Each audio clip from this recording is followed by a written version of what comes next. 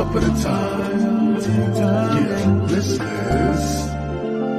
tea time. Yeah, making a difference. One cup at a time. Tea time. So be sure to grab your tea, grab a seat, and tune in to Miss Liz. Tea time. Making a difference. One cup at a time. Tea time, yeah. Tea time.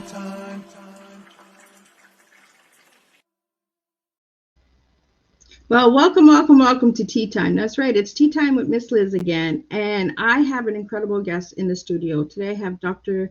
Kevin J. Payne in the studio. So I'm just going to share a little video on who Dr. Kevin Payne is, and then I'll do the disclaimer and his bio, and then we'll have a good old cup of tea and have a good old discussion on chronic pain, fear, MS, skydiving. That's right, we're doing all of it today on Tea Time. So I'm just going to drop in a little bit on who Dr. Kevin Payne is. I'm Dr. Kevin Payne. Just jump with me into your life lived well. Half of us now live with chronic illness. Mine is multiple sclerosis. It's your life. Live it well. A chronic diagnosis doesn't mean goodbye to the good life you wanted. You don't have to feel overwhelmed or hopeless. I'll show you how to save yourself. Take your first step at justjump.life. And that's a little bit on who we have in the studio today. So I'm going to drop in Dr. Kevin, and I'm going to do the disclaimer, and then we're going to have a good old cup of tea and just spill that good news. So, Ms. Liz's disclaimer: before leaving a comment or a statement, please allow StreamYard the permission to put the comment in by allowing permission to StreamYard.com. Please be advised that content brought forward for any tea time that is hosted by myself, Ms. Liz, is always brought forward with good faith, however, may bring dialogue and opinions that are not representative of my platform. All tea time guests and audience participants are responsible for using their good judgment in taking any action that may relate to the discussion. The content brought forward may include discussion for some where they may be emotionally at risk. It is significant to know that this show is engaging in discussions formed only to offer, inspire awareness and connection, and is not providing therapeutical advice. If you have any questions about this disclaimer or the panelist discussion, you may freely contact me, Ms. Liz, at my email at bookingmissliz@gmail.com. Moving forward, should you choose to voluntarily participate in this show in any aspect, I myself, Ms. Liz, welcomes you. And should you decide that this show is not meant for you at this time, I respect that, and I will see you in a future show. Now, I want to introduce Dr. Kevin J. Payne. A little bit on Kevin. Dr. Kevin J. Payne is a social psychologist, my tongue again, entrepreneur, author, and skydiver, and he's doing it all with MS. When he lost everything he cared about, he decided to rebuild his life by facing the fear of his uncooperative body in the air and becoming a skydiver. 600 jumps later and counting, he has his home in the sky.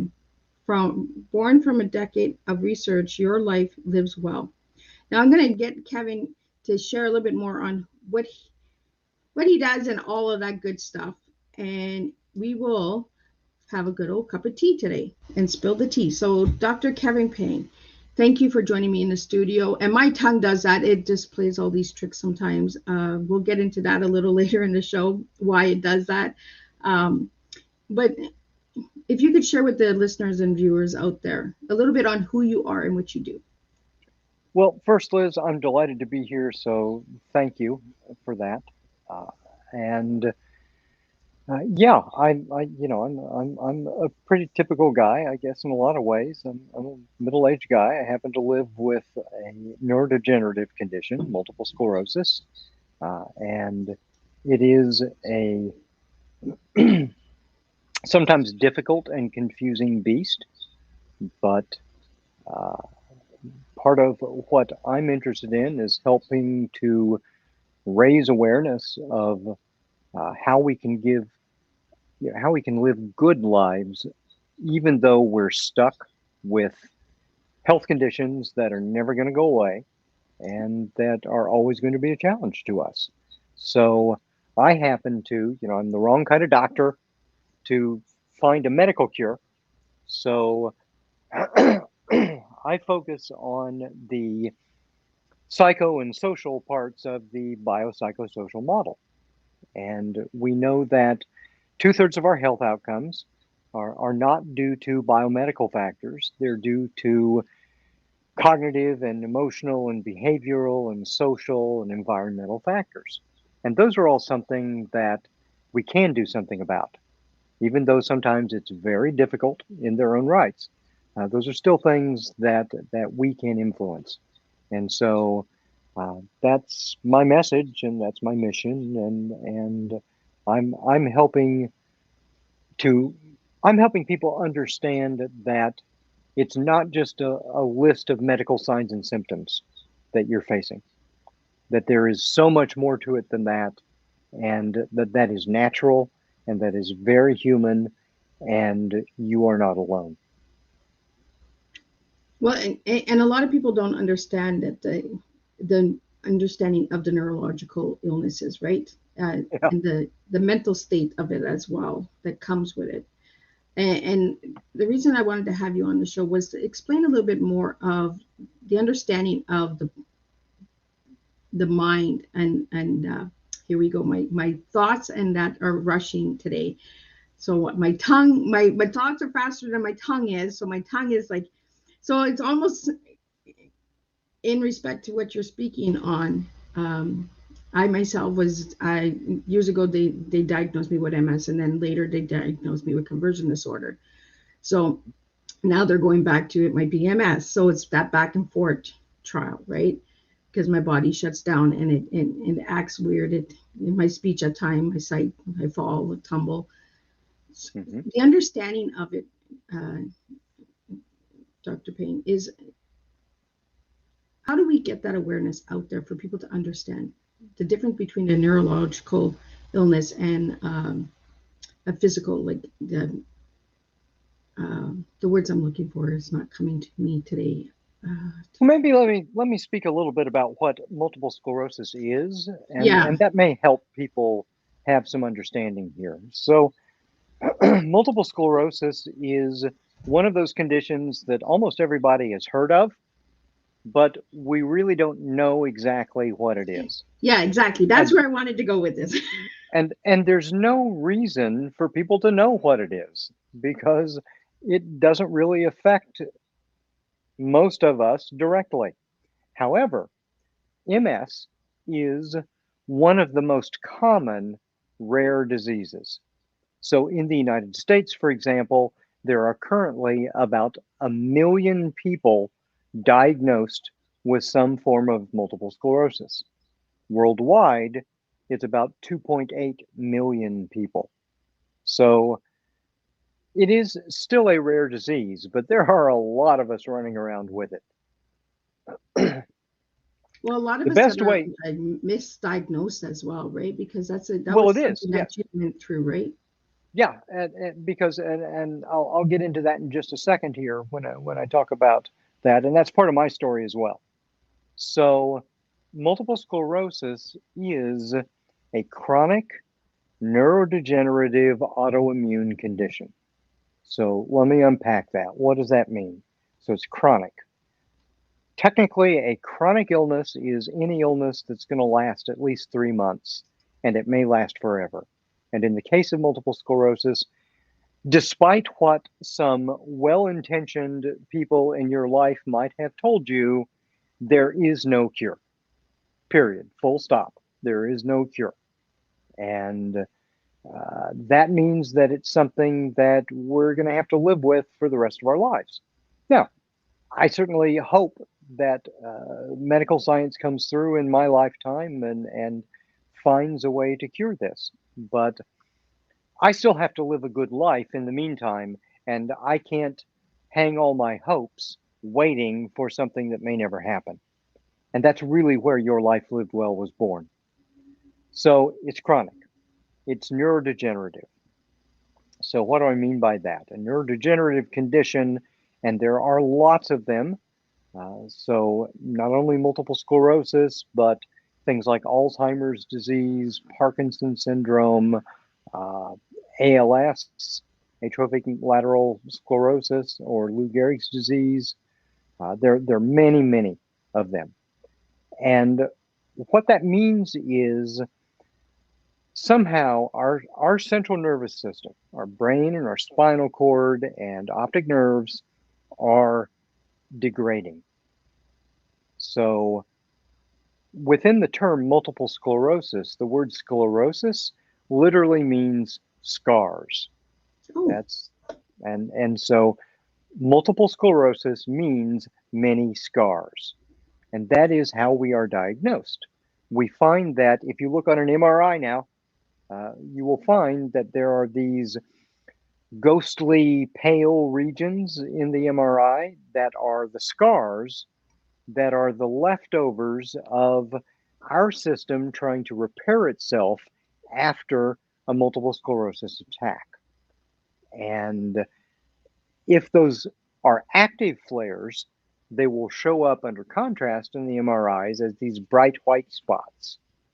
So what happens then is, and now I need to introduce the third part of my definition there, it's autoimmune.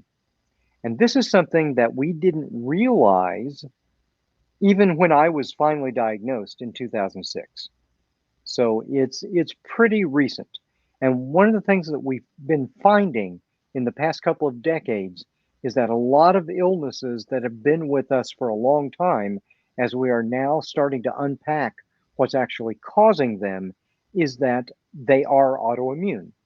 So rheumatoid arthritis, for example, lupus, for another example. And there are well over 100 autoimmune conditions now. And so what that means is, in the case of multiple sclerosis, at some time in my past, I got, and this is, we're not 100% certain on this, but this is the most likely medical explanation according to the science as we now understand it. So at some point, my system was exposed to some kind of probably viral infection that is really normal, and that my system fought off, just like everybody else's does. One of the leading contenders here right now is, and there was a new study that was published a couple of months ago that lent some more credence to this, was the Epstein-Barr virus. And I personally think that what we're going to find with MS is there are possibly multiple viral triggers. Now, 95% of all humans right now on the planet are carrying the Epstein-Barr virus. And most people, when they get it, they're exposed to it very early in their childhood, and it's a very mild case. They may be asymptomatic. It may be mistaken for a case of the cold or the flu, and they fight it off and they go on with their lives. Now, if you don't get the Epstein-Barr virus when you're young, if you get it later on in your teens, as some of us do, and as I did, then the symptoms can be very serious. And we get what's called mononucleosis. And I had a really bad case of mono that kept me completely bedridden for 7 weeks the summer between my junior and senior year in high school. And the point here is that we get a normal infection. Our body fights it off. But because of some kind of genetic proclivity, it causes our immune system to become confused. And it starts attacking a part of our own body. So rheumatoid arthritis, lupus, multiple sclerosis, in the case of MS, it begins attacking the myelin, which is this fatty sheath that surrounds many of the neurons in our brain and spinal cord. Just like the insulation around a wire in our house. Well, if that insulation gets degraded, or scraped away, then the wire short circuits, right? Yep. And that's what's happening in our central nervous system. And then as our body tries to repair itself, well, we can't completely repair that kind of damage. And so we get those scars that form. So with multiple sclerosis, the symptoms that we experience, and MS is often called a snowflake disease because no two cases are exactly alike. I will talk to you about my symptoms, but my symptoms can be very different than somebody else's because it's attacking our central nervous system. And everything we do, think, feel, say, hope, dream, plan, fear, whatever, happens to pass through our central nervous system. And depending on where that damage is and what kind of signals that area is processing and what parts of our system get inflamed during these immune system attacks, well, that determines the kind of symptoms that we experience. So I have many symptoms that are very common for MS. For example, I'm always in pain. So I have chronic pain. I have chronic fatigue. I'm always tired. The best I ever get is tired. So medically, awake, tired, fatigued, exhausted are qualitatively different states. And as we, most people who are healthy begin the day after a good night's sleep fully awake. And by the end of the day, they're maybe tired. And if it's been a really taxing day, they may be right over the border into fatigue. But the best I do with a good night's sleep, and I am religious about it, I get good night's sleep. The best I can do is wake up pretty tired the next morning. So if I wake up my version of refreshed the next day, it will be similar to a healthy person who has already spent maybe 16 or 18 hours up on a demanding day. So by the time I get to the end of my day, I'm medically fatigued. And if I don't watch it and I push myself too far, I'm medically exhausted. And exhaustion is a dangerous condition to be in. Yeah. So you have to become very respectful of your limits. So yeah, I have chronic pain, I have chronic fatigue, I have chronic confusion, cogvog, as we call it in the MS community often. And so sometimes I have to search for my thoughts and words, and it takes me a little longer to get there. I usually do get there, but sometimes it's a lot more effort to do that. It's almost like climbing like a ladder, right? You know the thought, you know what you want to say, but it's like it doesn't want to come out and it doesn't want to release. It's like almost like a step. I look at it as trying to navigate my way through a crowded, smoky room at twilight. And I'm bumping into other thoughts, and I'm trying to recognize the thought that I'm Which one looking needs to for. come out, right? Yeah, exactly. And so, I deal with that. I have persistent leg issues, so I can still walk, and I generally am fine with that until I get really tired. So when I get really tired, then my balance starts going and my legs can get a little sketchy. If I get too warm, or especially if I get too cold, my legs can go spastic. But I always have numbness, especially below my knees. And so that's kind of and I always itch and have paresthesias. That was actually like bugs on you, right?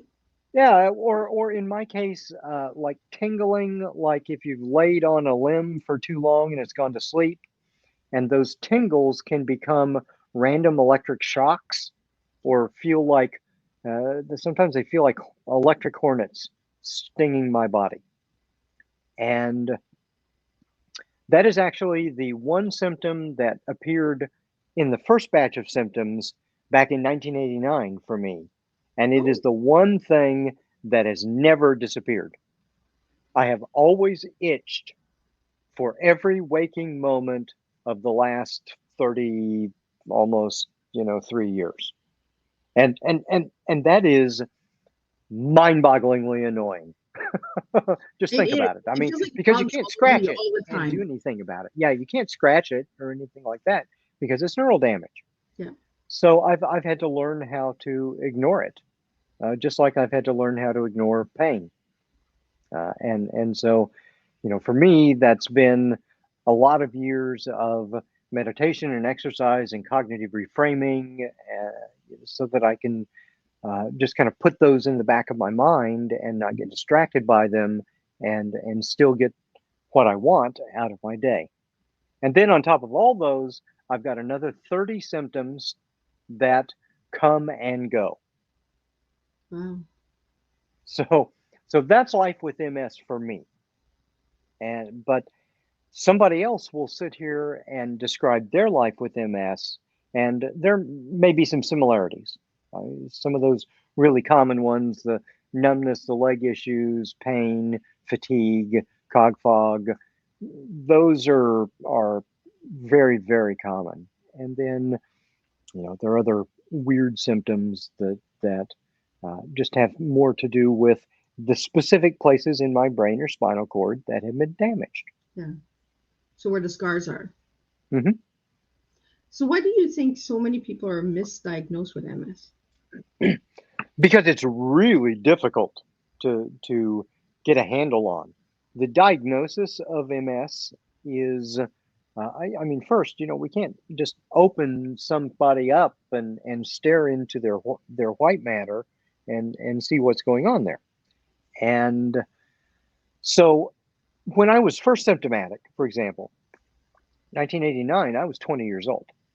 And uh, back then, they did not associate multiple sclerosis with someone that young. Now we understand that MS probably is around for a long time and starts earlier for many people than we used to think. But back then they didn't. So I had balance issues, I had the itching, and uh, I felt really fatigued, and I felt confused.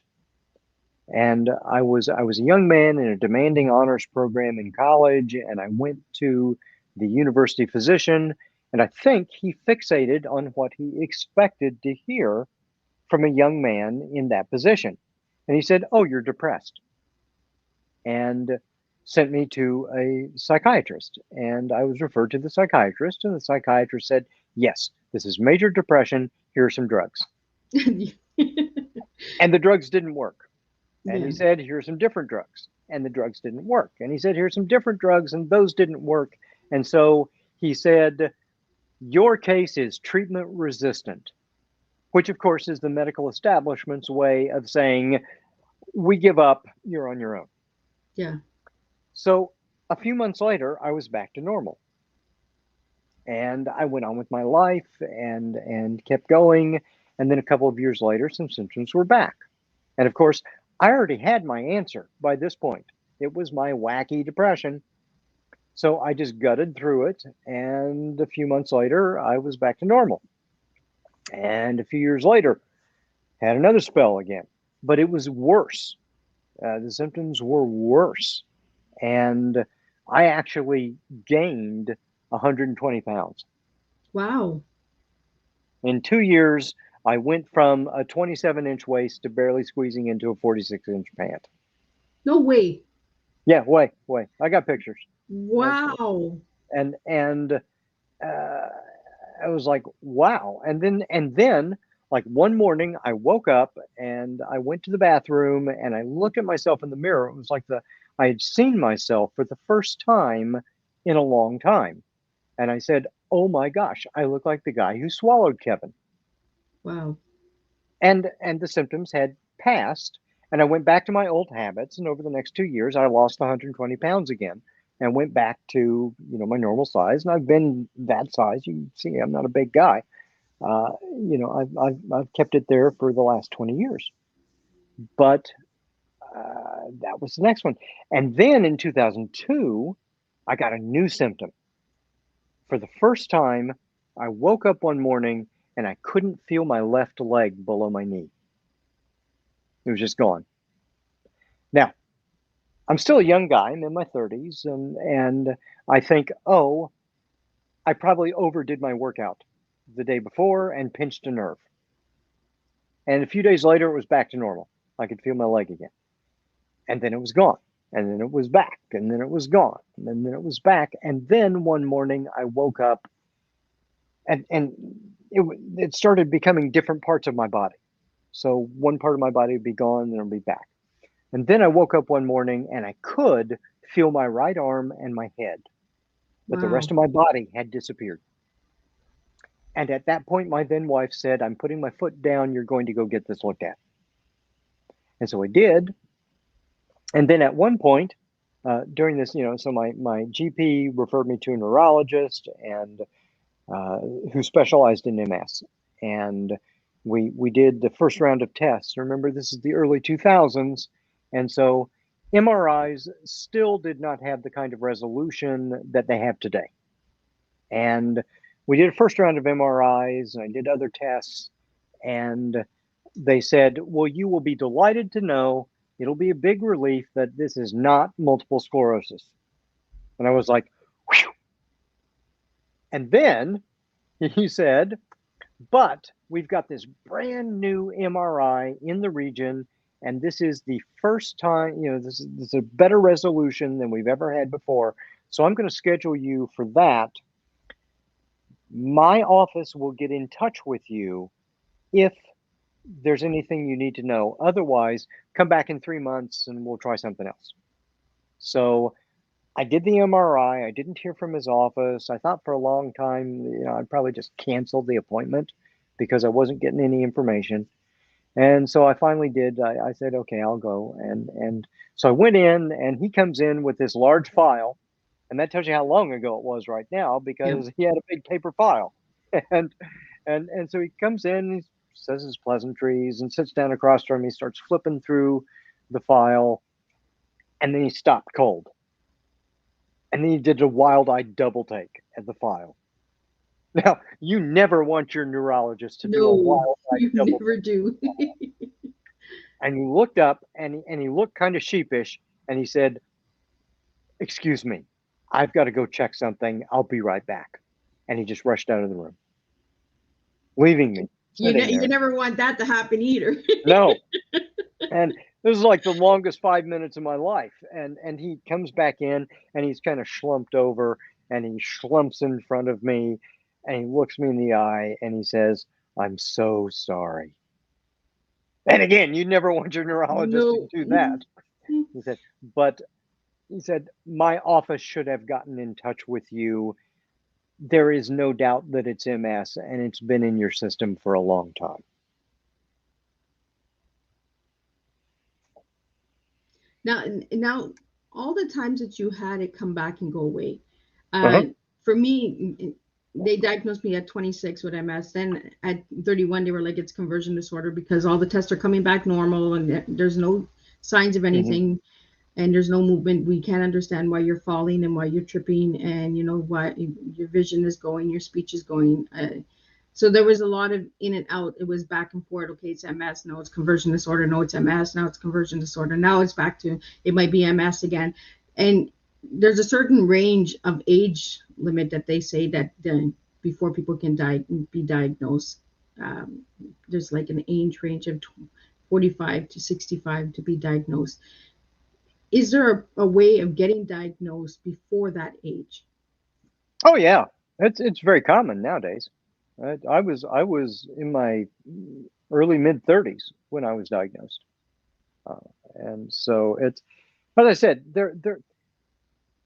the medical forefront of thinking about multiple sclerosis has moved a long way, but you got to understand, when professionals get their medical training, they get a couple of hours on this, a couple of hours on that. I mean, a standard physician's curriculum, they will come out with somewhere between 2 and 4 hours education on pain, for example.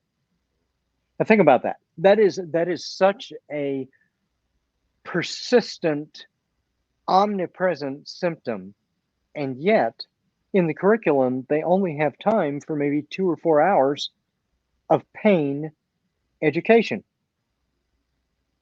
And that's not slighting the educational system. There's just so much that needs to be covered. But what that means is many physicians, maybe they learned 10 years or 20 years ago or 30 years ago, and they haven't had time to keep up on everything. And we also have to understand that half of all physicians are in the lower half of their graduating class. And they're still called doctor. Yeah. So again, there's what does this mean? This means that it is on us to become better educated ourselves in these Exactly. areas. We need to advocate for ourselves. Yes, and we have to advocate for ourselves. Yeah. But what that also means is we've got to take that seriously, and all humans have massive cognitive biases, and we have to learn to understand those and how they work in our own bodies and not get suckered into all of that crap that's out there about the medical quackery of it all. And that is important also. Yeah. So you got to keep an open mind, but not be so open-minded that your brain falls out. Exactly, right? So what I mean here is that your physicians, your medical professionals who are dealing with hundreds or thousands of patients every year, many of those patients, half of them will also be below average, right? And real people lie, and real people are lazy, and real people are all those things, right? And that's no knock on real people. That's just how we are. But what that means is you can't presume that your medical professionals are going to automatically trust you. Exactly. To be that good advocate for yourself. You have to demonstrate that you are going to be the good advocate for yourself. We have to stay consistent too, right? Yeah. You can't just go in and say, well, I'm an advocate for my body, and then 6 months later you're not advocating for yourself. Well, you're giving mixed messages to your doctor as well. Right. And it can be really difficult because this is not our field of expertise, and it's a lot of extra work. But surprise, if you get a serious diagnosis that you're always going to have to live with, now suddenly it really does behoove you to become educated in that area. Yeah. And also, and this is what Your Life Lived Well is about, and what I do, it's not just about the medicine of it. It's that when you live with a chronic condition, there are going to be follow-on cognitive and emotional and behavioral and social effects. Being sick is going to change the way you see yourself and the way other people see you and all of these things. And we need to be able to understand what's going on there, and we need to build the bravery to have those difficult conversations and keep our relationships and the rest of our lives moving forward in ways that are going to still give us that good, valuable, meaningful, pleasurable life that we want, even though we're stuck with something really bad that we got to carry along with us. Yeah. So before we get into the skydiving, how that all came about, I want to get into what your T is. So each of the guests that come on Tea Time, they get asked this question: what is your T? So what I'm looking for is a word for each of the letters starting with those letters. And that is your T that you serve to the world. So if I asked you, Kevin, what is your T? What would your T be? Oh, geez, I didn't know we were going to be playing word games. TEA.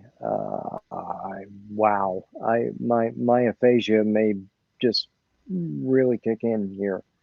Let me think about that and see if I can go back to it here in a bit, because I want to give you a good answer, but It comes from within. It's like a cup of tea. It spills. It doesn't need to make sense to anybody else but yourself. And that is your I, T.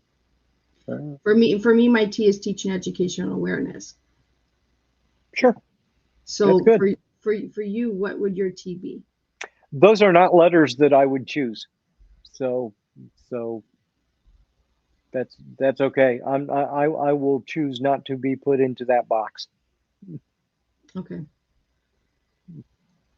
So we'll get into the sky. We'll get into the skydiving. How did that come about? And Well, as a little kid, I wanted to become a skydiver. I saw a skydiver, and this is in the 70s, and saw a skydiver at a little air show, and I thought, wow, that's amazing. I want to do that. And the curious thing about it was in the 70s, ram air parachutes, the rectangular parachutes that we all fly now, were new. And so they weren't like the big rounds that you'd see from like World War II era movies that just fell down out of the sky. You can fly a ram air parachute like a fixed wing glider. So you can swoop and dive and spin and do all that stuff. And I thought, wow, that's the most amazing thing. So after that, I was climbing as high as I could and jumping off as high as I thought I could probably survive.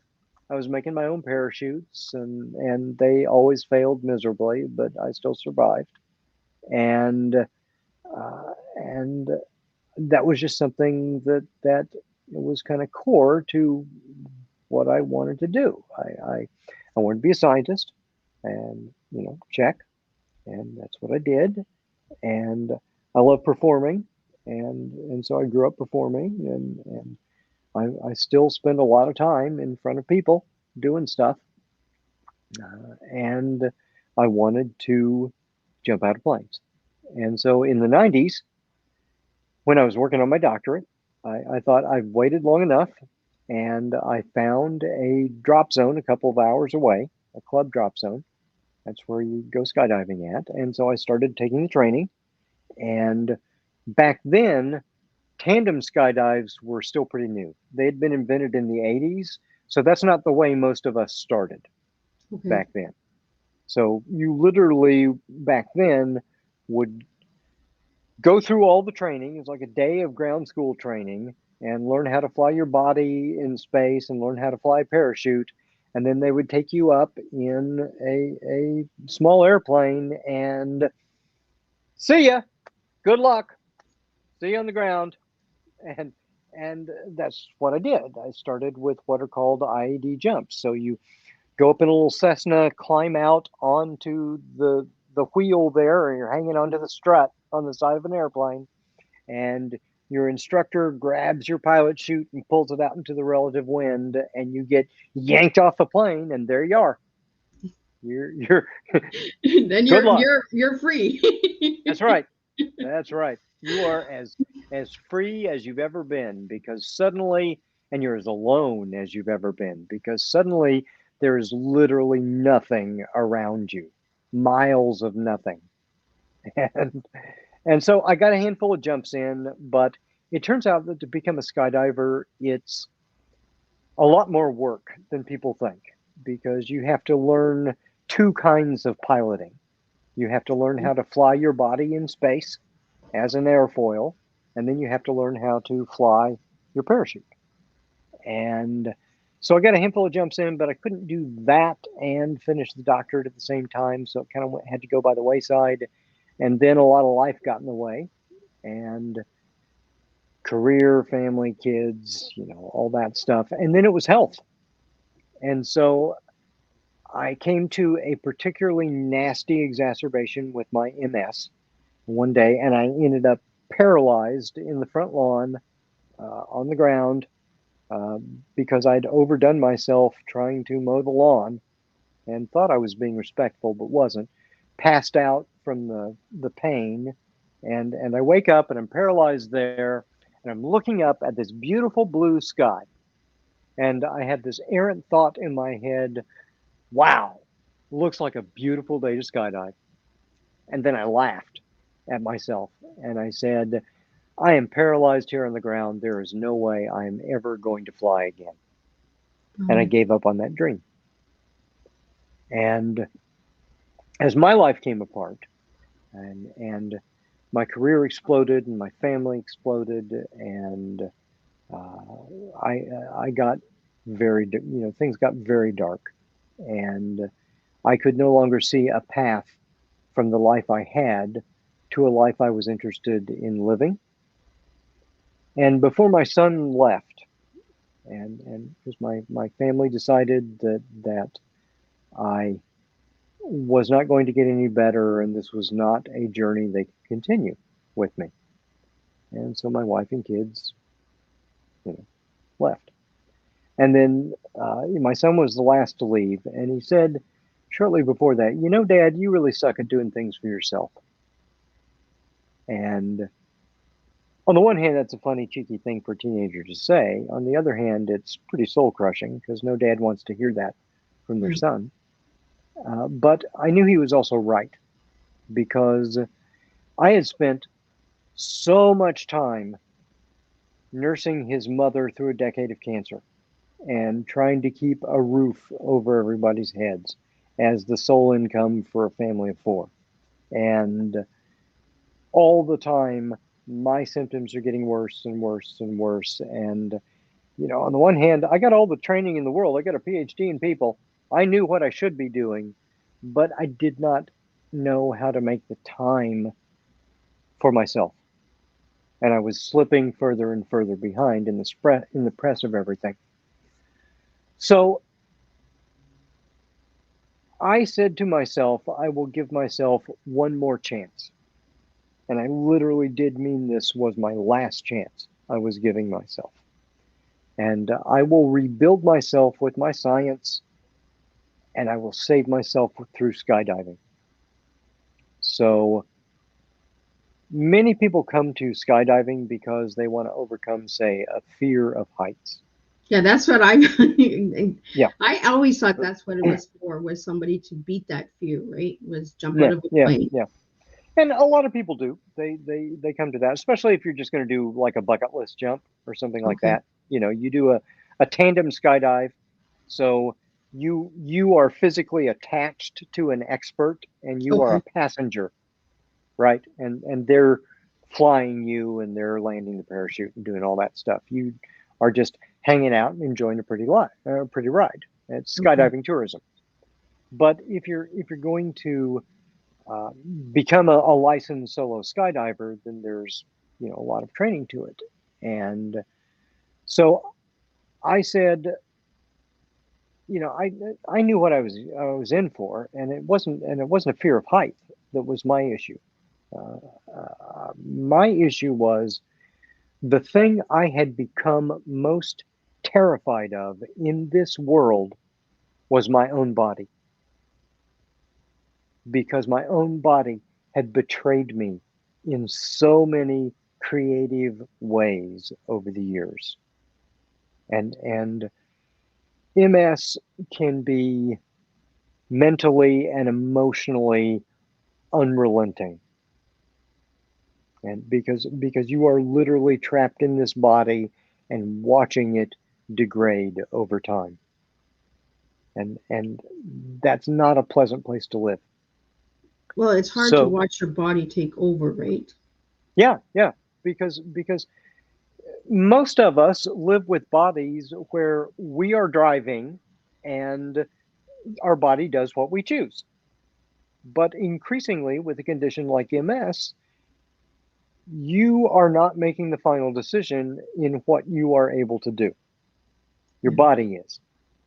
And I said, okay, I have given up, because living with a chronic condition can too often become this long, slow, sad slide of saying goodbye to the things that you loved about your life. And I'd given up on so many things. And I said, okay, I am going to do one thing just for myself. The first thing that I had done for myself in well over a decade, just for myself. Because I realized, when my son told me that,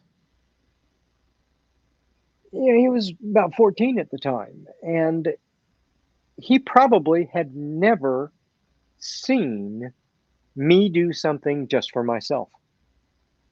He probably really had. Yeah. He'd never seen that. So for me, it was, I'm going to go back and I'm going to become a licensed skydiver. So in 2019, even with my wonky central nervous system, I said, I'm going to figure out a way to do this. So I went back. Fortunately, I've got a drop zone 5 miles from my house. Well, that's not too bad, eh? Yeah, which is great. And so I went and I redid the training and started from scratch. And I didn't tell them I had MS. And because I thought they would say, don't do it. Just, Yeah. go try bowling instead. And that wasn't going to do it for me. And this was the childhood dream.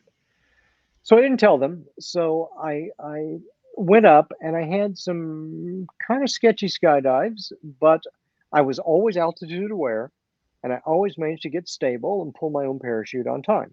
And those are kind of the minimum things that you have to do to be safe. So they kept going, but normally it takes someone 25 jumps to get their A license, which is the first license in skydiving. It took me 47 Wow.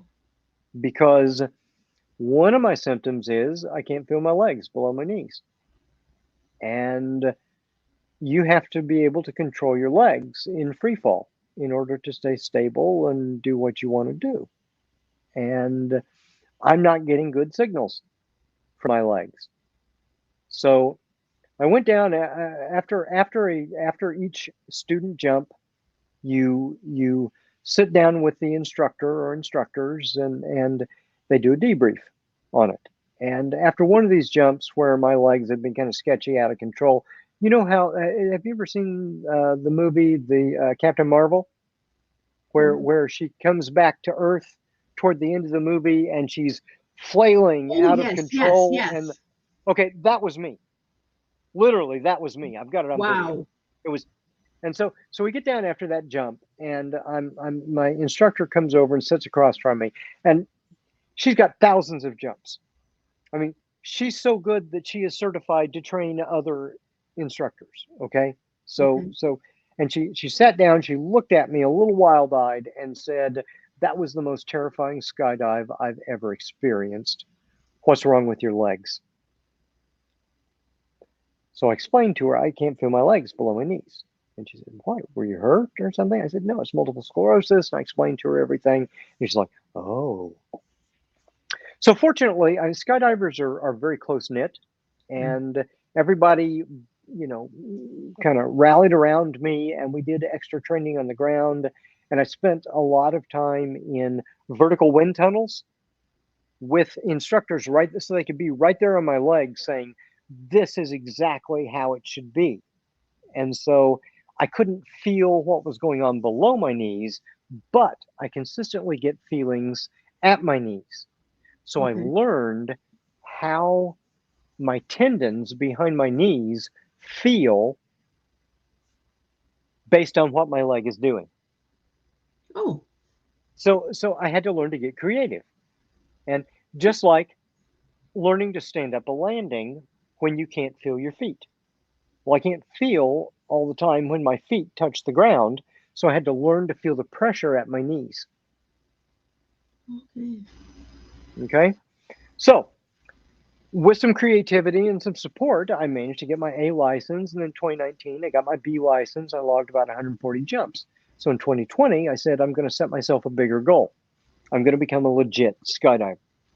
And what that means is completing all the licenses, getting more than 500 jumps. Okay. And so I said, if I'm going to do that in 2020, that meant I was going to basically have to jump better than once a day for the entire year. And of course, with MS, one of the first things they tell you when you're diagnosed, you know this, is avoid stress. Yep. So I'm going to literally dial my stress response up to 11 every day, jump out of an airplane, save myself, and then do it again the next day. And I'm going to do that for a year. Wow. And that's what I did. In 2020, I logged 370 jumps, which is a little better than once a day for a year. And I got my coach rating along the way. And so I got to the point where I could be a legit skydiver. And I can help other people learn how to skydive as well. And for me, that was reclaiming the childhood dream, but it was also, and I know you've seen like the cover on my book, Yep. and this image, I love this picture. It's probably the favorite picture of me that has ever been taken, and maybe always will be. But it was the exact image I wanted on the cover of this book because it tells the story of everything that I do. And so what does that mean? Okay, so I'm in street clothes here. I'm not in a jumpsuit, no helmet, none of that. I'm in street clothes and I'm at 5,000 feet, headed Wow. to Earth at 120 miles an hour Oh my God. on this beautiful evening with the sun on the horizon, the beautiful clouds and all that. So what does that mean? That means in real practical terms, when this image was taken, my life expectancy was 27 seconds. If I do nothing at this point, unequivocally, without a doubt, I will die in 27 seconds. Wow. And what am I doing? I've got my hands up to my forehead like this. And that is a universal signal in skydiving. We go like this, we put our hands up like we're doing a double salute, and we sweep them out broadly to the side, and that's called the wave off. Oh, okay. And what I'm doing is I am warning everyone in my airspace that I am about to choose life. Because I Wow. wave off and I deploy my parachute. That's powerful. And yeah, exactly. And that is the story of what I do. Because when you get a diagnosis like that, it can feel like the bottom has dropped out of your life. Yeah. And that's why I did it in street clothes and all that, because I want to look like just a normal person off the street, thrust into this extraordinary circumstance. And in the face of all that distress and certain disaster, I am choosing life. And that's where it begins for every single one of us. Every day, in the face of the admittedly awful things that can come with life with a chronic illness, it begins by choosing life. And then we can work from there. So if anybody wanted to get a hold of you, Dr. Payne, how could they get a hold of you?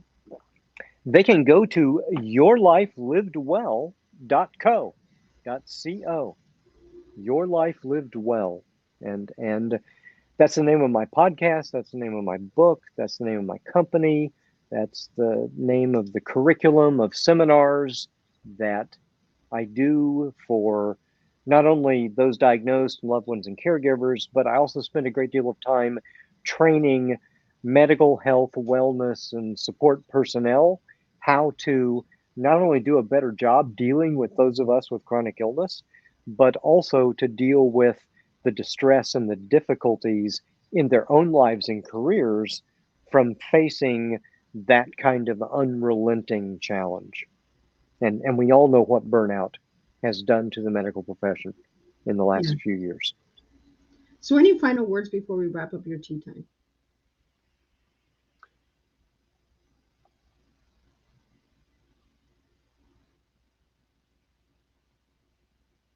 This is an excellent adventure, and that's as close as I can get to tea for you. I like that. Oh, I like what you did there. I didn't forget. He did come back with his tea. So I I have want to to think really. about it a little bit. It sometimes it does. It takes time to serve that tea, right? And that's what I do is I teach the education on tea. It's not the cup of tea that we serve, it's who we serve and what we do, right? And I really appreciate you coming back with that cup of tea and surprising me. So I want to thank you for joining me today on Tea Time, and for all the viewers and listeners that are listening on multiple different locations. And if you're watching a replay, push #replay. And if you have any questions for Dr. Kevin J. Payne, let me know. I can refer them to him as well if you can't get a hold of him. And if you have any questions that you would like to get from Miss Liz, you are more than welcome to email me at bookingmissliz@gmail.com. I will be doing some shout outs for businesses in the future. So if you are looking to have your business shout out on a tea time or on the radio on my Sunday shows that are broadcast every Sunday at 7 p.m. Eastern Standard Time on Canada RFM, you can do that as well. Now, I have a new tea time coming up on April 21st with Sarah Chicky from Canada, who will be sharing about the Good Bond Mom Boss, who is a small entrepreneur who has a chocolate business, who also brings awareness to gender equality through her business for young girls out there. And then on the 28th, I have Donna Reason coming in, and that will be a special tea time because we will be doing something completely different on spilling her tea with her personal story of overcoming a lot of hardships in her life. So we will be doing a two-part with Donna Reason. We will be doing part one in April, and I believe in July we will be doing part two. So she will be doing a butterfly transfer. So it'll be different. It will be an incredible tea that you don't want to miss. And Dr.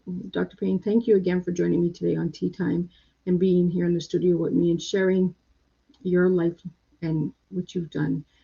For anyone Thank who you so has, much, Miss Liz. Be well. not a problem. And for anyone who has any questions at all, please reach out. And I will see you guys April 21st at 3 p.m. with a new tea time. And we will make a difference one cup of tea at a time. Thank you.